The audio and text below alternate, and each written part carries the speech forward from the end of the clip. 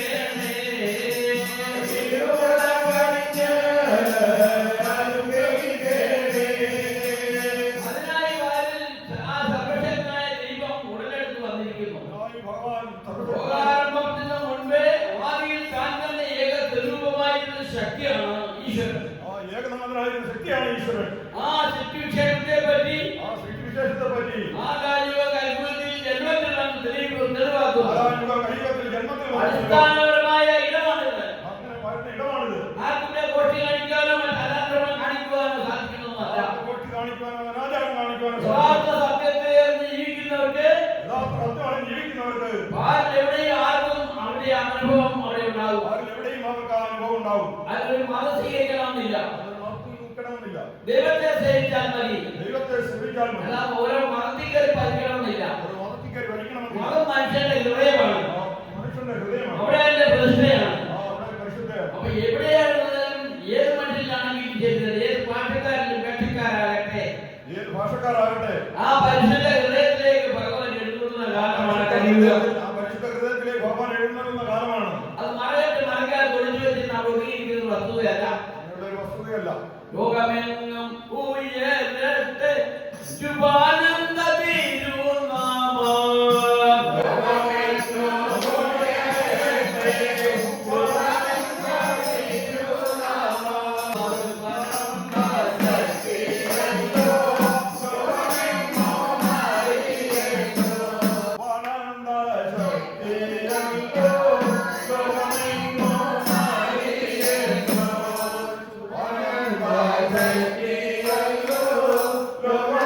Lord.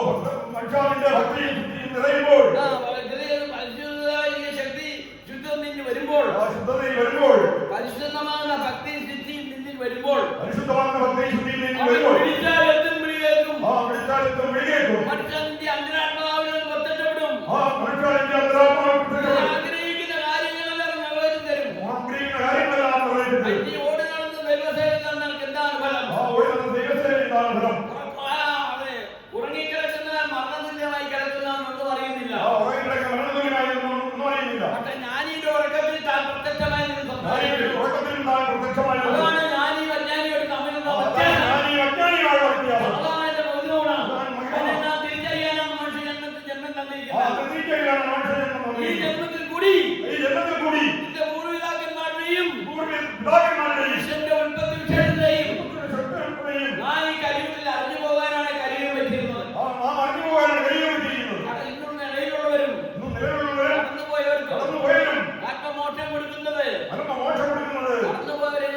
അവന്റെ ആത്മാവ് പ്രകൃതിയിലേക്ക് നിൽക്കണം. തന്റെ വകയാകിയാൽ ദൃഢമാകാതെ തന്നിലേക്ക് നിന്നു. നന്നായി അറിയാതെ നന്നായി പരിശോധിക്കാതെ അനാചാര കർമ്മത്തിന്റെ നൂലാവിന് വേണ്ടി നശിക്കുകയല്ലേ, അതിനെ തിരുത്തി പറഞ്ഞു കൊടുക്കാൻ ലോകത്തിൽ ഒരു പുരോഹിതൻ ഉണ്ടായിരിക്കണം. ആ പുരോഹിതൻ നിഷ്കളങ്കനായിരിക്കണം, പോലെ തന്നെയുള്ളവരായിരിക്കണം. തന്റെ മഹിമയാണ് ഇന്ന് ഓരോ ശരീരങ്ങളും മാറുമ്പോൾ താൻ വേറെ ശരീരത്തിലേക്ക് പ്രവേശിക്കുന്നത്. അനവധി അവതാര പുരുഷന്മാർ ഭൂമിയിൽ കേരളത്തിൽ അവർ കടന്നുപോയി ഇതുപോലെ വന്ന് പ്രത്യക്ഷമായി വീണ്ടും പറയുന്നവർ ആരുണ്ട്? ഇതുവരെയും പറഞ്ഞിട്ടില്ല. കാരണം എന്താണ്? ഉൽപ്പത്തിയും വിൽപ്പത്തി ആ ലോകം ഈ ലോകം കണ്ട് വിസ്തരിച്ചതാണ് ശുഭാനന്ദൻ. ഒരു ഗുരുവിനെയാണ് നാം തേടേണ്ടത്. അങ്ങനെയുള്ള സന്നിധാനം എവിടെയുണ്ടെന്ന് അന്വേഷിക്കണം. മുട്ടിലും തുറക്കപ്പെടും, അന്വേഷിക്കും, കണ്ടപ്പെടുമെന്ന് ബൈബിൾ ഭാഷ പറഞ്ഞിട്ടില്ലേ? ബൈബിൾ പറയുന്നില്ലേ നീ മുട്ടിലും മുട്ട തുറക്കും പറയുന്നത് പോലെ തന്നെ എവിടെയാണ് മുട്ടിന്റെ കഥയിട്ട മുട്ടിയല്ല, താമസിക്കുന്ന ഗ്രഹത്തിന് കഥയിട്ട് അരി മുട്ടിക്കാളെ നാശമൊക്കല്ലേ. അവന്റെ ഹൃദയം മനസ്സാകുന്ന ഹൃദയം മുട്ടണം. ആ കഥമാണ് മുട്ടി തുറക്കേണ്ടത്. അത് ഈശ്വരന്റെ തത്വഗുണങ്ങൾ കൊണ്ട് മാത്രമേ ഒക്കത്തുള്ളൂ. അതിനെങ്കിലും പഠിക്കാൻ പോകണ്ട. ഇവിടെ വന്നു ചേരുമ്പോൾ തന്നെ നിങ്ങൾ ശിക്ഷപ്പെടുത്തുന്നുണ്ട്. അതിലാണ് കാര്യം അടങ്ങിയിരിക്കുന്നത്. അതാണ് മനുഷ്യന്റെ ഹൃദയമാകുന്ന ഹൃദയം തുറക്കുന്ന താക്കോൽ. താക്കോലും ആ ഗുരുവിന്റെ അറിവാണ്, ജ്ഞാനമാണ്. ആ നമ്മിലേക്ക് പകർത്തുമ്പോൾ ആ താഴെ താക്കോൽ സൂക്ഷിക്കണം. ആറ്റിലും റോഡിലും കുടിക്കുമ്പോൾ പോകുന്നതല്ല, അല്ല ആടിച്ചാടുമ്പോൾ പോകുന്നതല്ല, ആദ്യം പോകുന്നതല്ല. ഉടമസ്ഥന്റെ മനത്താണു താഴും താക്കോലും നന്നായി അറിയുന്ന ജ്ഞാനിയല്ലേ.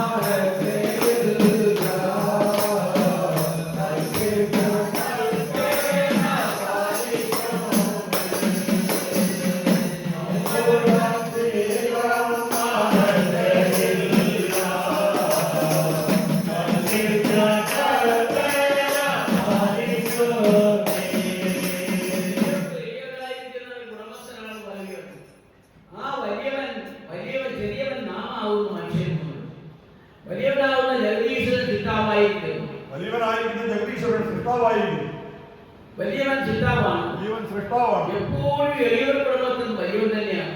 എപ്പോഴും എളിയവരുടെ കുടുംബസ്ഥൻ വലിയവൻ തന്നെയാണ്. ആത്മീയചിന്തയുള്ളവർക്കെല്ലാം ഈശ്വരൻ വലിയവനാണ്. ആത്മീയചിന്തയുള്ളവർക്കെല്ലാം ഈശ്വരൻ വലിയവനാണ്.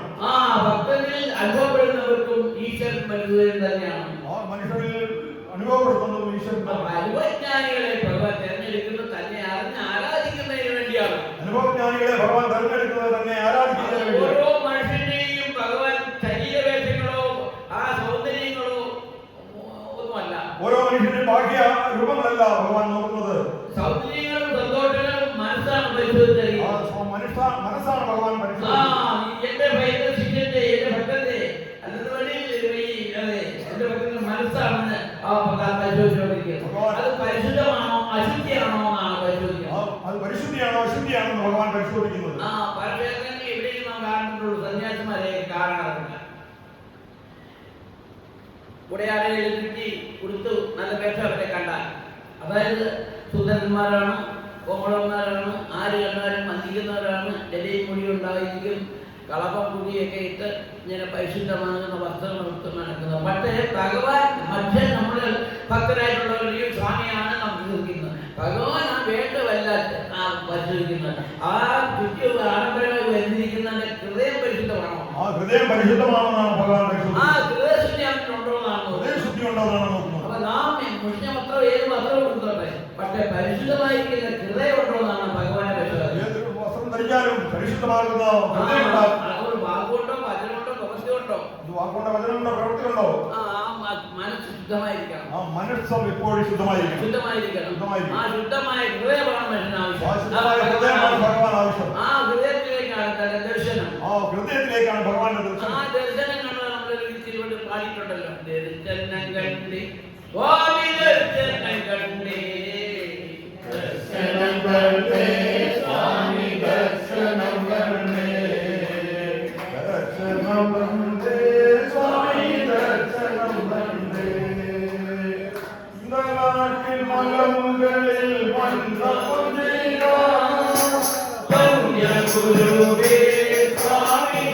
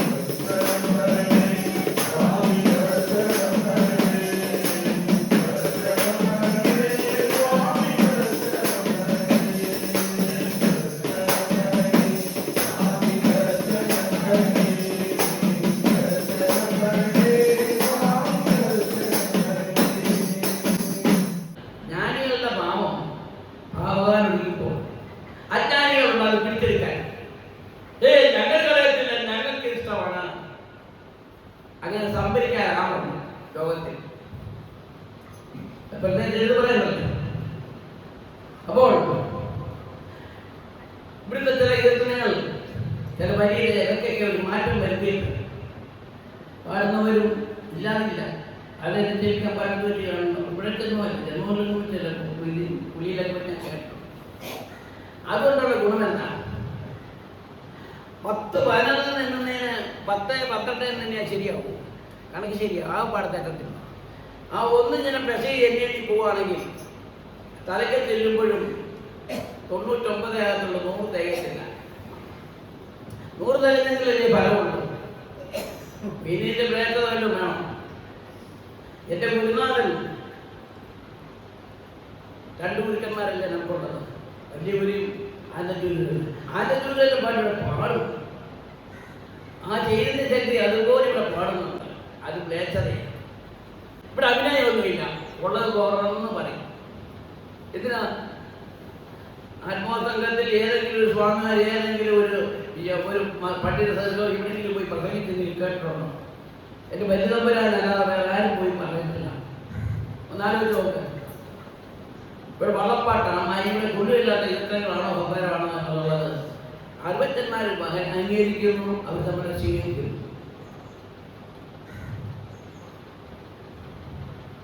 ഇത് നന്മയിൽ വളരാനാണ് ഭഗവാൻ ജന്മത്തിൽ തിരാധാരം നൽകി ഒരാളെ നിയമിച്ച് വിളിച്ചിരിക്കുന്നത്.